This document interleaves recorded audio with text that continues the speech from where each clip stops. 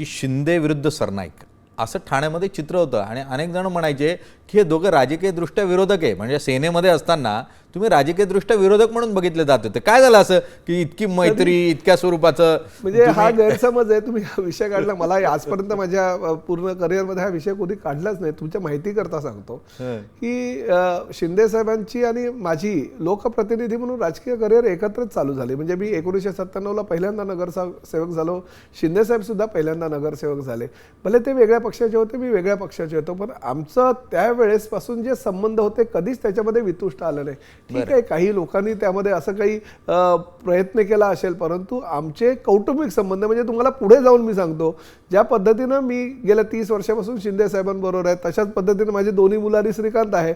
Even माझे दोन्ही नातू, माझा नातू आणि श्रीकांतचा मुलगा हे सुद्धा मित्र आहेत. म्हणजे तुमच्या माहिती करता त्यामुळे हा 3 पिढ्या एकत्र आहे. त्यामुळे ही चर्चा वगैरे कोणी काही करू द्या, थोडंसं काही बघा, मी तुम्हाला सांगतो, मीडियाला आणि काही लोकांना काही चर्चा करायला काहीतरी कारण लागतं, पण आमच्यामध्ये एवढ्या वर्षामध्ये तरी वितुष्ट कधी आलं नाही आणि भविष्यातही कधी येणार नाही.